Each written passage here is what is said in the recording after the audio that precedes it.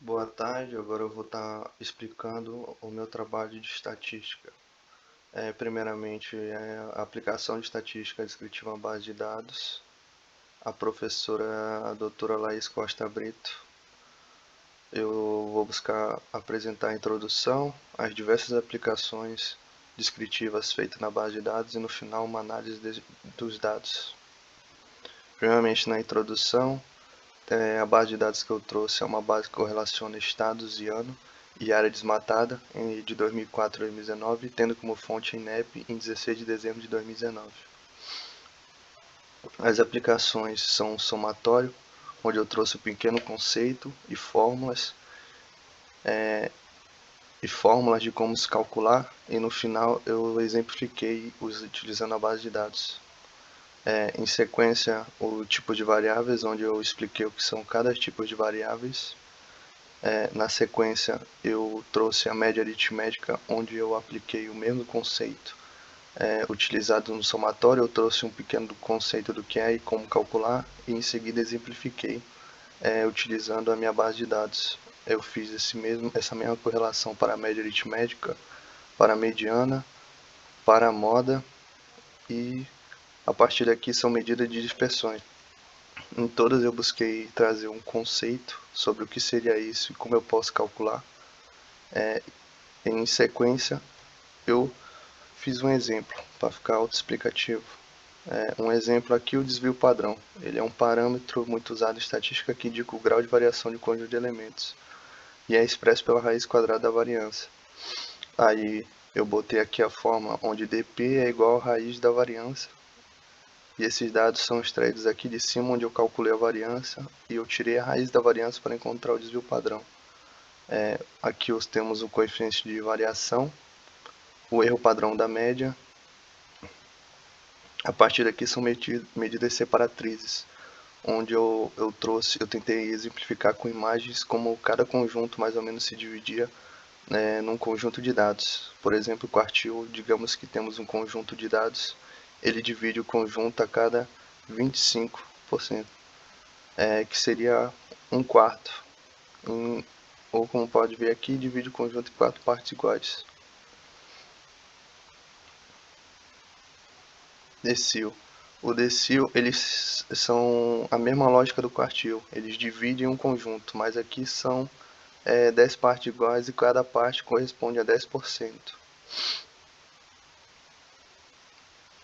Em sequência, temos o percentil, que segue a mesma regra, só que ele divide um conjunto de dados em 100 partes.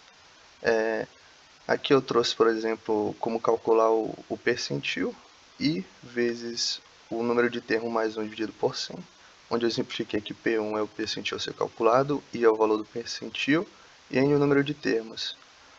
Aqui são os exemplos com um conjunto de dados aleatórios, e mais para frente eu uso a base de dados como fonte de cálculo.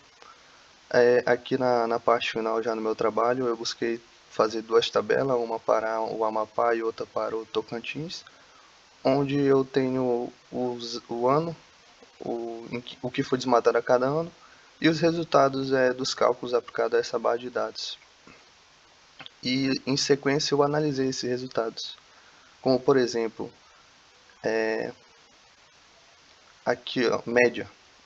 Após eu somar todos os anos de desmatados e chegar ao valor de 616 km, ela é a apuração mais comum. E aí, como por exemplo a média, após eu ter somado os valores e dividido pelo número de anos, que seria 16, que seria o número de termos, eu teria um desmatamento de 38,5 mais ou menos quilômetros por ano. Nesse caso, a média estaria correta, e mostra bem os dados, já que o desmatamento observado se aproximou bastante da média. Eu vou mostrar isso mais à frente num gráfico.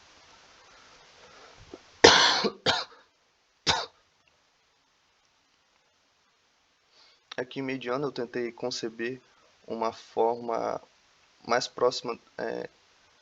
Aqui em mediana eu tentei formular uma construção de uma frase que se torne mais próxima do leitor, para que ele possa compreender.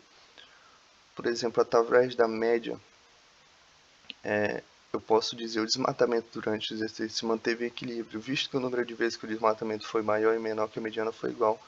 Essa frase eu concebi com base no resultado da mediana. Em moda, eu percebi que durante os 16 anos não apresenta uma frequência elevada de resultados iguais, visto que apenas 2 anos apresentam resultados iguais de mediana. E aí eu fiz um cálculo de porcentagem, e percebi que o desmatamento só foi igual 12,5% do total de 16 anos. Aqui está a tabela 3, que são resultados de estatística descritiva para o Tocantins. E eu fiz aqui a análise de medidas de dispersão.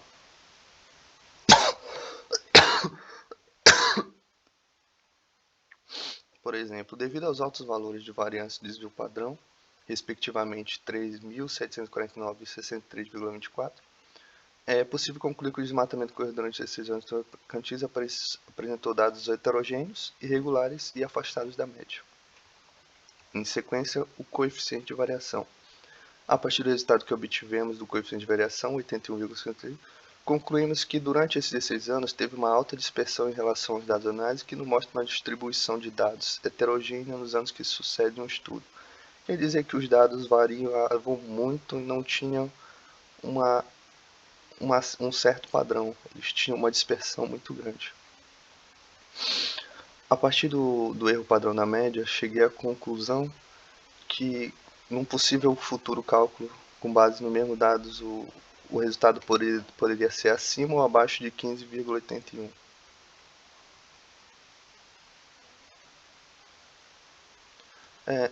As medidas separativas elas servem para proporcionar uma ideia melhor de despesa no problema de simetria ou assimetria da distribuição.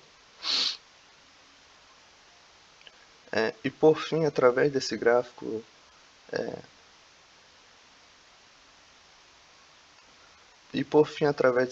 eu busquei correlacionar utilizando a tabela, claro, de 2004 a 2019, o desmatamento que aconteceu no Amapá e no Tocantins. Nota-se que em Tocantins há altos picos de desmatamento e os dados são bastante heterogêneos, enquanto que no Amapá apresentam dados mais homogêneos e uma menor dispersão de resultados, tornando assim que o desmatamento seja mais equilibrado e contínuo.